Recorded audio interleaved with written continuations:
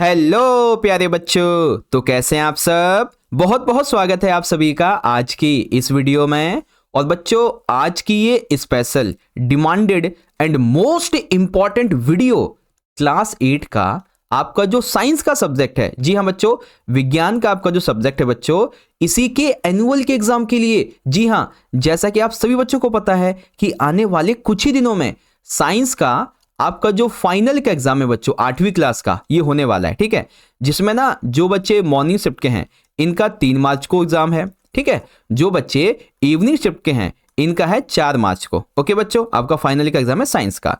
तो आपके साइंस के फाइनल के एग्जाम के लिए आज हम लेके आए हैं बच्चों अपना सबसे पहला और मोस्ट इंपॉर्टेंट सैंपल पेपर, जिसके हर एक क्वेश्चन को आपको मैं बहुत अच्छे से यहाँ पे समझाने वाला हूं। ठीक है, अब देखो, इस सैंपल पेपर से आपको कई सारे फायदे होंगे। क्या क्या सर जी? सबसे पहले तो आपको यह पता चल जाएगा कि आपका फाइनल का जो एग्जाम होगा उसके पेपर का पैटर्न क्या रहने वाला है। ठीक है, पेपर में जो क्वेश्चंस हैं वो किस टाइप के पूछे जाएंगे। क्वेश्चन पेपर आपका जो है वो इजी आएगा, हार्ड आएगा, या फिर बहुत हार्ड आने वाला है। ठीक है, इवन इस सैंपल पेपर के अंदर जो क्वेश्चन आपको मैं बताने वाला हूं ना, वो सारे के सारे क्वेश्चंस बहुत ज्यादा इंपॉर्टेंट हैं। ठीक है, सिलेक्टेड क्वेश्चंस हैं बच्चों, रिपीटेड क्वेश्चंस हैं जो आपके एनुअल के एग्जाम में आ सकते हैं। इसीलिए मैं कह रहा हूं बच्चों, वीडियो को पूरा एंड तक देखना अगर आप अच्छी तैयारी करना चाहते हो। ठीक है, और इतना ही नहीं, ये तो अभी केवल पहला पेपर है, दिस इज शुरुआत बच्चों। ठीक है, अभी आपको पता है कम से कम आपको मैं करवाऊंगा 4 से लेके 5 सैंपल पेपर, और वो भी कंप्लीट सॉल्यूशन के साथ में। ठीक है, और बच्चों आई बटन में ना आपको मैं वो प्लेलिस्ट दे दूंगा जिसमें सारी वीडियोस सैंपल पेपर की मिल जाएंगी, तो देख लेना जाके। ठीक है, इस वीडियो में हम इस पेपर्स के पहले पेपर से देखेंगे पेपर का पैटर्न क्या होगा, क्वेश्चन कैसे आने वाले, इन सभी चीजों को। बाकी के पेपर को हम सॉल्व करके समझेंगे। इस वीडियो में हम केवल पेपर का जो रिव्यू है वो करने वाले हैं। ठीक है, तो बच्चों देखेंगे पेपर जो है ये आपका 2.5 घंटे का आने वाला है और 60 नंबर का आएगा। पेपर के पैटर्न को समझने के लिए हमें सामान्य निर्देश जरूर पढ़ने हैं। और हाँ बच्चों, एक चीज, ये जो पेपर है ना, हिंदी मीडियम के साथ साथ जिनके पास में साइंस इंग्लिश मीडियम में है उनके लिए भी रहने वाली है। ठीक है, दोनों मीडियम के बच्चे इसको पूरा देखिएगा। ओके, चलो बच्चों देखो, पेपर जो है ये आपका 3 खंड में डिवाइड होगा, का, खा और गा। खंड का जो रहेगा बच्चों, इसमें वास्तुनिष्ठ प्रकार के क्वेश्चन होंगे। ठीक है, एक एक नंबर के, जिसका उत्तर आपको एक शब्द में देना होगा या फिर एक वाक्य में देना होगा, बस, इससे ज्यादा नहीं। फिर आपका खंड खा रहेगा बच्चों, इसमें आपके लघु और दीर्घवृत्तीय प्रकार के क्वेश्चन होंगे, यानी कि इसमें आपके 2 नंबर के, 3 नंबर के, 5 नंबर के ऐसे क्वेश्चन होंगे। ठीक है, फिर आपका खंड गा रहेगा बच्चों, योग्यता आधारित प्रश्न, जो आपके वो होते हैं ना स्रोत वाले, जैसे आपके एसएसटी में आए थे, वैसे ही इसमें योग्यता आधारित बोला जाता है। ठीक है, तो ये रहेगा आपका। इसके अलावा बच्चों क्वेश्चन पेपर में कुछ क्वेश्चन के अंदर आपको चॉइस मिलेगी, अथवा वाले क्वेश्चन भी देखने को मिलेंगे। ऐसे क्वेश्चन में केवल आपको एक का ही आंसर करना है। अब जो बच्चे इंग्लिश मीडियम के हैं वो यहां से देखें, पेपर के अंदर आपके ना 3 सेक्शंस होंगे, A B C. Section A जो रहेगा इसमें ऑब्जेक्टिव टाइप के क्वेश्चंस होंगे। सेक्शन बी के अंदर short and long question answer question होंगे, एंड सेक्शन सी में कॉम्पिटेंसी बेस्ड आपके क्वेश्चन होने वाले हैं। ओके, तो क्या आप तैयार हो बच्चों आज के अपने इस 8वीं क्लास के साइंस के पहले सैंपल पेपर को समझने के लिए? Are you guys ready? तो चलिए बच्चों वीडियो को शुरू करेंगे।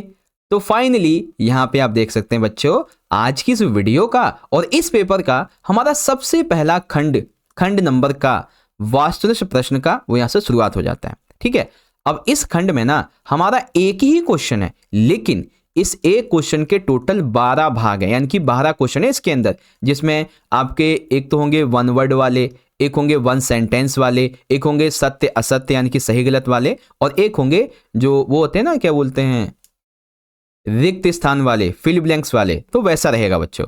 ठीक है, तो इस तरीके से आपका ये क्वेश्चन रहेगा। अब ध्यान से सुनो बच्चों, इस वीडियो के अंदर ये जो हमारा पहला पेपर है ना, इसके हर एक क्वेश्चन को आपको मैं दिखाने वाला हूं। ठीक है, जिससे कि पेपर का पैटर्न आपको पता चलेगा, साथ ही इंपॉर्टेंट क्वेश्चन पता चल जाएंगे। लेकिन इसका जो सॉल्यूशन है ना बच्चों, सॉल्यूशन ये कराऊंगा मैं आपको अगली वीडियो में, क्योंकि आपकी डिमांड बहुत ज्यादा थी कि सर जी पहले आप पेपर दिखा दो, सॉल्यूशन आप बाद में लेके आना। कोई बात नहीं, पहले हम पेपर देखना चाहते हैं। तो बच्चों इसीलिए हम सॉल्यूशन इस जो पेपर आपको मैं दिखाने वाला हूं ना, इसका आपको मैं दूसरी वीडियो में समझाऊंगा, और वो कम से कम 1-1.5 घंटे की वीडियो होगी। ठीक है, तो चलो बच्चों फटाफट से देखते हैं कि क्वेश्चन हमारे कैसे होने वाले हैं। तो देखो बच्चों, हमारा क्वेश्चन 1 का पहला भाग क्या कहता है हमसे, किसी स्थान पर बड़े पैमाने पर उगाए जाने वाले एक ही प्रकार के पौधों को क्या कहा जाता है। यानी कि किसी स्थान पे ना एक ही जगह पे और एक ही प्रकार के पौधों को उगाया जा रहा है, तो वो जो पौधे होते हैं ना उनको हम क्या कहेंगे बच्चों। इंग्लिश में देखेंगे, the same kind of plants grown and cultivated on a large scale at the place is called. तो ऐसे प्लांट्स को क्या बोलेंगे बच्चों, आंसर अपने दिमाग में सोचो। सेकंड, ऐसी स्थिति का उदाहरण दीजिए जिसमें लगाया गया बल किसी वस्तु के आकार में परिवर्तन का कारण बनता है। यानी कि आपको ना एक ऐसी सिचुएशन बतानी है जिसमें लगाया गया बल किसी वस्तु के आकार में परिवर्तन का कारण बने। इंग्लिश में पढ़ेंगे, give an example of a situation in which appealed force cause a change in the shape of an object. ठीक है, तो वो क्या होगा बच्चों, वो सिचुएशन आपको यहाँ पे बतानी है। बच्चों यहाँ पे अगला क्वेश्चन देखेंगे हम लोग, अगला क्वेश्चन नंबर 3। इसमें क्या कहा गया है, वाहन के लिए सबसे कम प्रदूषणकारी ईंधन क्या है। ठीक है, यानी कि जो भी क्या नाम व्हीकल्स होते हैं, इनके लिए ऐसा कौन सा फ्यूल है जो कि पॉल्यूशन ना करता हो ज्यादा। ठीक है, तो वो कौन सा बच्चों, सीएनजी है, कंप्रेस नेचुरल गैस, है ना। उसके बाद चौथा, रवि एक ऐसी फसल का नाम बताएं जो दालों में से एक है। यानी कि सिंपल सा है, देखो रवि की ना कई फसलें होती हैं, तो आपको उस फसल का नाम बताना है जो दाल में से एक हो। ठीक है, इसके अलावा फिर देखेंगे खरपतवार क्या होती है। इंग्लिश में देखेंगे तो name of the rabi crop that is called one and pulses what are wheats. बच्चों मैं आपसे फिर से कह रहा हूं, अगर आपको इस पेपर का जो सॉल्यूशन है वो जितना जल्दी चाहिए, ठीक है, उतना जल्दी आप मुझे ना एक स्पेशल कमेंट करो बच्चों। ठीक है, देखते हैं, एक स्पेशल कमेंट करना है जितना हो सके ज्यादा। क्या करना है आपको लिखना है इस तरीके से 8, ठीक है, 8 साइंस, ठीक है, 8 साइंस SQP, ठीक है, 8 साइंस SQP सॉल्यूशन, ठीक है, सॉल्यूशन नीड, ये आपको एक स्पेशल कमेंट करना है और ये भी लिख देना है ASAP। इसका मतलब होता है बच्चों एज सून एज पॉसिबल। तो ये स्पेशल कमेंट करना है क्या, 8 science SQP solution need SAP। ठीक है, तो बच्चों जितना ज्यादा आप कमेंट करोगे और जितने ज्यादा इस वीडियो पे लाइक होंगे, मैं आपके लिए उतना ही जल्दी इस पेपर को सॉल्व करवाऊंगा। ठीक है, जल्दी से जल्दी लाइक करें और ज्यादा से ज्यादा शेयर कीजिए बच्चों, ताकि हम आपके लिए ऐसी वीडियोस और भी लेके आए और उतनी जल्दी आपके लिए हम सॉल्यूशन प्रोवाइड करें। ठीक है, तो स्पेशल कमेंट करना है जल्दी से जल्दी। अगला क्वेश्चन है बच्चों क्वेश्चन 5, बल में परिमाण के साथ साथ दिशा भी होती है, यानी कि force has magnitude as well as direction. तो क्या यह सही है या गलत है, इसकी आपको पहचान करनी है। अगला क्वेश्चन, बांसुरी में ध्वनि उत्पन्न करने के लिए कंपन करने वाले भाग की पहचान करें। यानी कि देखो क्या करना है, आपको उस पार्ट को आइडेंटिफाई करना है जो कि वाइब्रेट करता है to produce sound in a flute, यानी कि बांसुरी में। तो उस पार्ट का क्या नाम है बच्चों, ये आपको बताना है। अगला क्वेश्चन नंबर 7, जीवाश्म ईंधन प्रयोगशाला में बनाए जा सकते हैं। यानी कि देखो जीवाश्म जो होते हैं ना, यानी कि फॉसिल, इनको हम ईंधन प्रयोगशाला में बना सकते हैं। तो fossil fuels can be made in the laboratory. क्या ये बात सही है बच्चों या गलत है, इसको पहचानो। क्वेश्चन 8, इलेक्ट्रोस्टैटिक बल, इसका डेफिनेशन क्या है बच्चों, ये आपको यहां पे बताना है। ठीक है, अगला क्वेश्चन नंबर 9, कोक जो है ये कार्बन का लगभग एक शुद्ध रूप है। तो क्या ये सही बात है कि Coke is almost pure form of carbon. तो क्या ये बात सही है बच्चों या गलत है, ये आपको पहचाननी है। ठीक है, आगे देखेंगे क्वेश्चन नंबर 10 हो गया यहाँ पे कि बिजली के माध्यम से, किसके, बिजली के माध्यम से किसी अन्य पदार्थ पर किसी वांछित धातु की परत जमा करने की प्रक्रिया को क्या कहते हैं। सिंपल सा, बिजली के माध्यम से किसी अन्य पदार्थ पर किसी वांछित धातु की परत जमा करने की जो प्रक्रिया है उसे क्या कहते हैं। ठीक है, तो इंग्लिश में देखेंगे, the process of depositing a layer of any desired metal on another material by means of electricity is called, क्या बोलते हैं बच्चों उसको। ठीक है, अब क्वेश्चन 11 में ना 2 कथन है, इन दोनों में आपको बताना है असत्य है सत्य है। ठीक है ना, या तो आपको ये वाला करना है या तो आपको ये वाला करना है, कोई एक। ठीक है, जैसे कि कोई बल किसी वस्तु पर तभी कार्य करता है जब वह उसके संपर्क में आता है, सही बात है। इसके अलावा प्रति इकाई क्षेत्र पर लगने वाले बल को गुरुत्वाकर्षण बल कहते हैं। क्या ये दोनों बातें सही है गलत है? फिर देखेंगे a force can act an object only when it is in contact with it, और force per unit area is called gravity. तो ये दोनों सही है, क्या है इसके बारे में यहाँ से देखिए। फिर बच्चों यहाँ पे क्वेश्चन 12 जो कि पहले क्वेश्चन का 12वां भाग है। पेट्रोलियम से विभिन्न घटकों को अलग करने की प्रक्रिया को कहा जाता है। तो पेट्रोलियम से जो हमारे घटक होते हैं, जब हम इसको अलग करेंगे तो उस प्रक्रिया को क्या कहते हैं बच्चों? तो process of separation of different constituents from petroleum is called. तो क्या कहलाएगा बच्चों, उस प्रक्रिया को क्या कहते हैं? ये चीजें यहाँ पे। तो फाइनली बच्चों हमारा इस पेपर का जो सबसे पहला खंड है, ठीक है ना, खंड नंबर का वास्तुनिष्ठ प्रश्न का यहाँ पे पूरा हो गया है। एंड आई होप आपको सारे क्वेश्चन समझ में आए होंगे बच्चों। इसका सॉल्यूशन की वीडियो अगर आपको चाहिए तो जो मैंने आपको स्पेशल कमेंट बताया जल्दी करें, ठीक है, जितना हो सके ज्यादा जल्दी करें। चलो बच्चों अब हम लोग डिस्कस करेंगे अपने खंड नंबर खा को। खंड खा है लघु और दीर्घ उत्तरीय प्रश्न का। इसी में आपके सारे क्वेश्चन होने वाले हैं, बाकी जो गा वाला होगा उसमें स्रोत आधारित होंगे।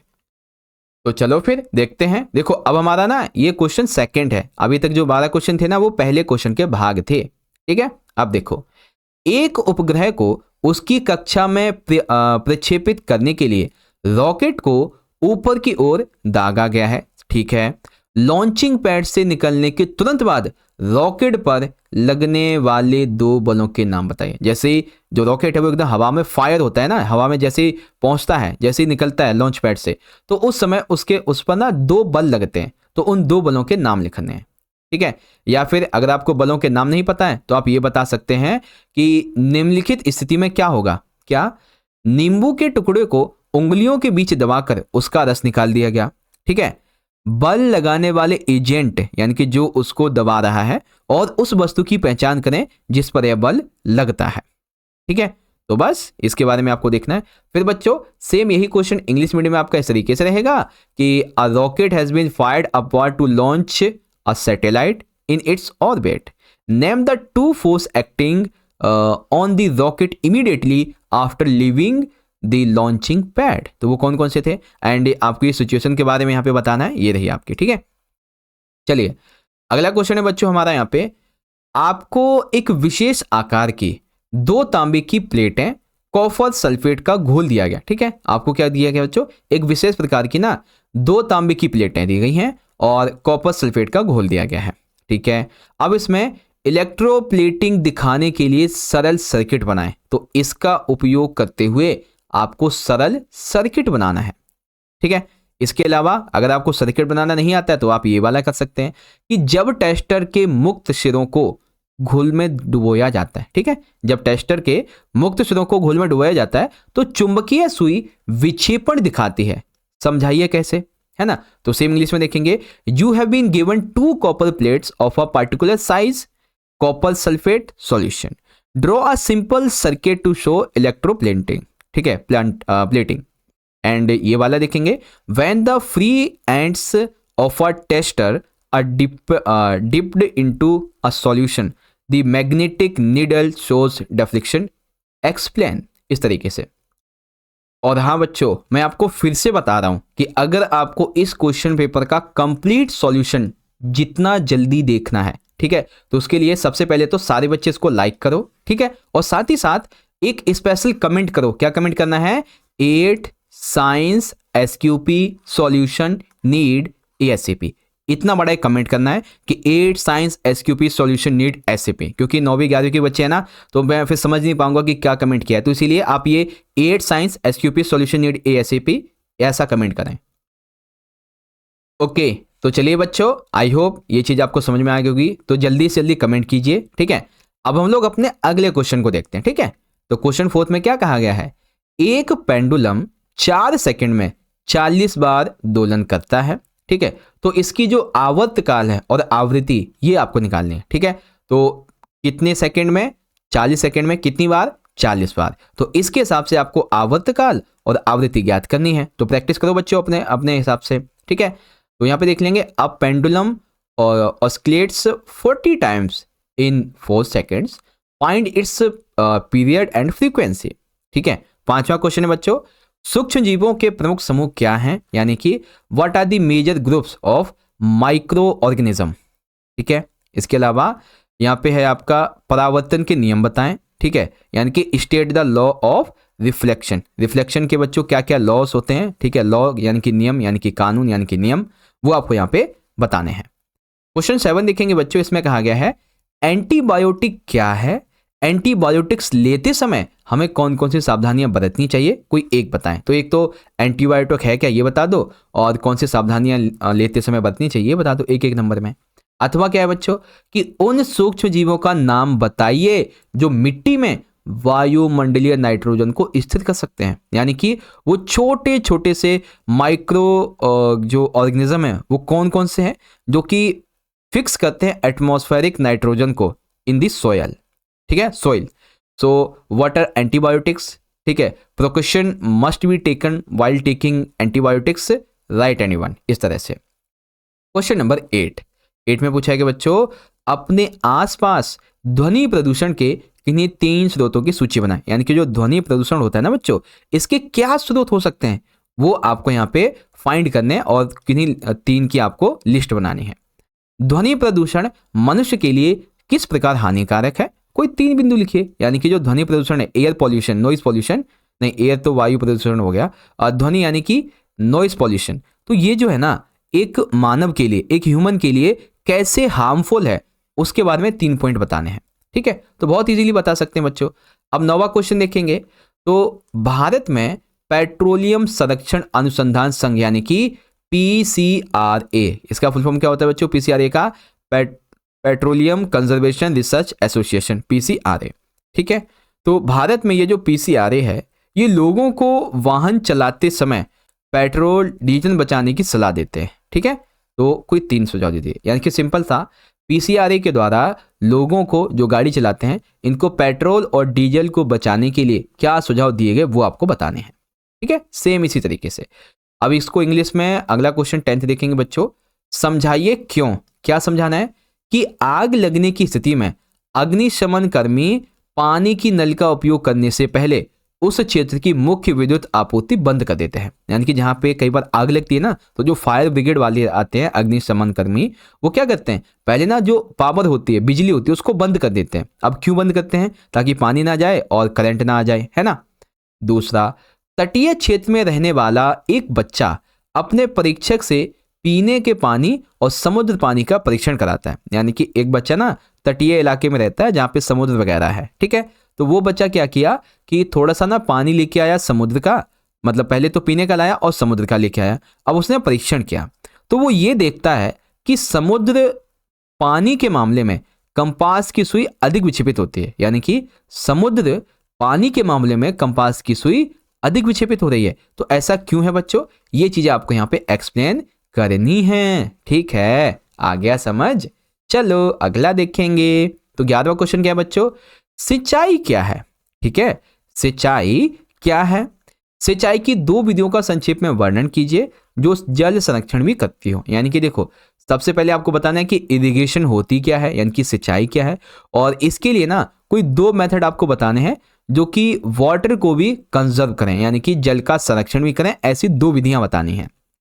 ठीक है, या फिर अगर आपको ये वाला क्वेश्चन नहीं आ रहा है तो आप ये वाला कर सकते हो। क्या है, गन्ने की फसल उत्पादन का प्रवाह चार्ट बनाने के लिए चरणबद्ध कृषि पद्धतियों की सूची बनाएं। यानी कि जो गन्ने की फसल होती है इसके उत्पादन का प्रवाह चार्ट आपको बनाना है। तो इसके लिए जो चरणबद्ध कृषि पद्धतियां हैं उसकी एक लिस्ट तैयार करनी है।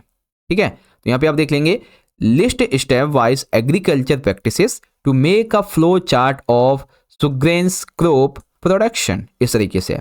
ठीक है, तो बच्चों यहाँ पे हमने अभी तक अपना जो खंड नंबर खा है ये भी पूरा का पूरा अब यहाँ पे समझ लिया है। ठीक है, जितने भी क्वेश्चन आने वाले हैं उस हिसाब से। ठीक है, चलो अब हम लोग देखेंगे अपने अगले खंड को। खंड नंबर गा है जो कि खंड गा है योग्यता आधारित प्रश्न। यानी कि अब इसमें आपकी मेंटेलिटी जो है वो चेक की जाएगी कि आपको कितना याद है, कितना आप चीज़ों को समझते हैं, कितना आप जो है साइंस को गेन करते हैं, है ना, उस मामले में। अब जैसे कि बच्चों यहाँ पे देखो क्या करना है, यहाँ पे स्तंभ 1 का स्तंभ 2 से मिलान करना है। ठीक है, जैसे कि युग्मकों के संलयन की प्रक्रिया को क्या कहते हैं, यहाँ अंडे बनते हैं, तो इसमें से ना ये जो भी स्तंभ 1 में दिया जाएगा वो आपको यहाँ पे मिलान करना है इस तरीके से, और आंसर शीट में सही करके लिखना है आपको। इसका मिलान यहाँ से जाएगा, इसका मिलान यहाँ से जाएगा, इस तरह से। ठीक है, अब जैसे इसको इंग्लिश में आप देखेंगे तो ये रहा, तो मैच दी कॉलम 1 एंड 2, ये सीरियल नंबर है आपका, इधर ये सीरियल नंबर है, ये कॉलम 1 है, ये कॉलम 2 है, तो आपको इसमें मैचिंग करनी है। ठीक है बच्चों, चिंता मत करो, जब आपको मैं सॉल्यूशन वाली वीडियो दूंगा ना एकदम अच्छे तरीके से, तो आप कहोगे कि हाँ सर अब मुझे पेपर ना समझ में आया ढंग से। तो तभी तो मैं कह रहा हूँ सारे बच्चे एक बार जल्दी से जल्दी और ज़्यादा से ज़्यादा कमेंट करो साइंस के अपने पेपर के सॉल्यूशन के लिए, ज़्यादा से ज़्यादा। ओके चलो, अब देखिए अगला क्वेश्चन है 13वां। यहाँ पे ना आपको एक अंश दिया जा रहा है, यानी कि पैसेज, तो हमें ना ये वाला पैसेज दिया गया है। ठीक है, ये वाला पैसेज दिया गया है। अब इसी के क्वेश्चन है, जैसे कि आंखों में प्रवेश करने वाले प्रकाश की मात्रा को क्या नियंत्रित करता है, वह दोष जिसके कारण व्यक्ति दूर की वस्तुओं को स्पष्ट रूप से देख नहीं पाता है, या फिर इन 3 या 4 में से किसी एक का आपको आंसर देना है कि मानव आंख में छड़ और शंकु के संबंध में निम्नलिखित में से कौन सा सही है, या फिर आप ये कह सकते हैं कि आपकी आंखों की देखभाल के लिए निम्नलिखित में से कौन सी क्रियाएं उचित नहीं है, एक गलत है इसमें से, वो आपको बताना है। ठीक है, अब ये तो हो गया आपका 13वां वाला, अभी 2 और आएंगे आपके, चिंता मत करो। अब इंग्लिश मीडियम में आप यहाँ से देख लीजिए, आपको ये पैसेज पढ़ना है फिर आंसर देने हैं। तो पहला क्वेश्चन ये है, दूसरा क्वेश्चन ये है, और तीसरे और चौथे में से आपको किसी एक को अटेम्प्ट करना है। ठीक है, देख सकते हैं ये है ना कि अटेम्प्ट 3 and 4 और मतलब ऑन एनी वन, तो यहाँ पे तीसरा चौथा है, कोई एक करना है। ठीक है, अब देखेंगे बच्चों तो क्वेश्चन 14 है, फिर से गद्यांश हमें पढ़ना है कि पौधे एकमात्र ऐसे जीव हैं जो पानी, कार्बन डाइऑक्साइड और खनिजों का उपयोग करके अपने लिए भोजन तैयार कर सकते हैं। कच्चा माल उनके आसपास मौजूद होता है। तो इस मामले में आप देख सकते हैं क्वेश्चन देखेंगे तो क्या पूछे गए हैं क्वेश्चन में कि पौधों में पोषण का प्राथमिक तरीका क्या होता है, पौधों का कौन सा भाग मुख्य रूप से प्रकाश ऊर्जा के अवशोषण में शामिल होता है। अब इन 3-4 में से एक करना है कि पौधे के किस भाग से कार्बन डाइऑक्साइड पत्तियों में प्रवेश करती है, या फिर आपको उस क्रिया का नाम बताना है, प्रक्रिया का नाम बताना है जिसमें पौधे सूर्य के प्रकाश का उपयोग करके अपना भोजन बनाते हैं, जैसे कि प्रकाश संश्लेषण हो गया, है ना। इस तरह से हो जाएगा आंसर। अब सेम इसका इंग्लिश मीडियम में देख लेंगे बच्चों, ये आपका पैसेज है और ये आपके तीनों के तीनों क्वेश्चंस हैं, इसमें से आपको कोई एक का आंसर देना है। अगला है बच्चों हमारा यहाँ पे एक और पैसेज, ठीक है, 15वां पैसेज है। अब हमारा पेपर खत्म हो गया है, ठीक है, 15वां लास्ट क्वेश्चन, तो ये है आपका यहाँ पे पूरा पैसेज, आप इसे पढ़ें। इससे संबंधित देख सकते हैं 3 क्वेश्चन है कि आकाश को एक जानवर मिला जिसका शरीर धारी रेखा वाला और फिसलन भरा था, तो जानवर का आवास क्या रहा होगा, ये आपको बताना है। ठीक है, हालांकि जीव मर जाते हैं लेकिन उनकी प्रजातियां पृथ्वी पर रहती हैं। जीवित जीवों की कौन सी विशेषता इसे संभव बनाती है। ठीक है, और इसमें देखेंगे तो आपको 3 या 4 में से कोई एक करना है। केंचुए कहाँ से सांस लेते हैं, जिस परिवेश में जानवर रहते हैं उसे क्या कहते हैं। ठीक है, तो ये चीजें होती हैं बच्चों। अब इसका इंग्लिश वर्जन देखेंगे तो ये रहा बच्चों, देखो ये आपका पैसेज है और इस तरीके से ये आपके क्वेश्चंस हैं, इसमें से कोई आपको एक अटेम्प्ट करना है, इजीली आप पढ़ सकते हो। ठीक है, देखो बच्चों मैं आपसे ना एक बार फिर से ये चीज कह रहा हूं कि अगर आप सभी बच्चों को इस पेपर का जो सॉल्यूशन है जल्दी से जल्दी चाहिए तो सारे के सारे बच्चे एक स्पेशल कमेंट करो जितना ज्यादा हो सके। ठीक है, क्या कमेंट है बच्चों, कमेंट करना है 8 science SQP solution need ASAP, यानी कि जल्दी से जल्दी साइंस के सैंपल पेपर का सॉल्यूशन ला दीजिए, हमें जरूरत है इस तरीके से। ठीक है, वैसे तो देखो मैं इस पेपर का जो सॉल्यूशन है विद इन 1 और 2 डेज, मान लीजिए ये वीडियो अगर आप देख रहे हैं ना क्या नाम है 25-26 तारीख के आसपास, तो समझ लो कि सॉल्यूशन की वीडियो आ चुकी है। ठीक है, आई बटन में आपको वो प्लेलिस्ट मिल जाएगी जिसमें सारे सैंपल पेपर आपके साइंस के जितने भी हम आपको करवाएंगे उसकी वीडियोस मिलेंगी। ठीक है, तो बस बच्चों यही था आज का ये वीडियो, आशा करता हूँ वीडियो अच्छी लगी होगी। वीडियो अच्छी लगी है बच्चों तो जल्दी जल्दी वीडियो को लाइक कर दो, अपने सभी दोस्तों में ज़्यादा से ज़्यादा इसको शेयर भी कर दो ताकि और भी बच्चे इसको देख सकें अच्छे से, है ना। और बच्चों ज़्यादा से ज़्यादा कमेंट करो अगर आपको सैंपल पेपर का सॉल्यूशन जल्दी से जल्दी चाहिए। साथ ही साथ आप सभी बच्चे हमारे चैनल को जरूर से सब्सक्राइब कर लो, क्योंकि अभी तो ये साइंस का एग्जाम है, फिर आपका हिंदी का आएगा, संस्कृत का आएगा, तो सबकी तैयारी करवाएंगे हम। बिल्कुल चिंता मत करो, चिंता आप अपने भैया पे छोड़ दो, बहुत अच्छी करवा देंगे तैयारी। ठीक है, चलो बच्चों, मिलते हैं आपसे इस पेपर के सॉल्यूशन वाली वीडियो में। आप पढ़ते रहो, अपना ख्याल रखो अच्छे से। बहुत बहुत धन्यवाद। जय हिंद, जय भारत, वंदे मातरम।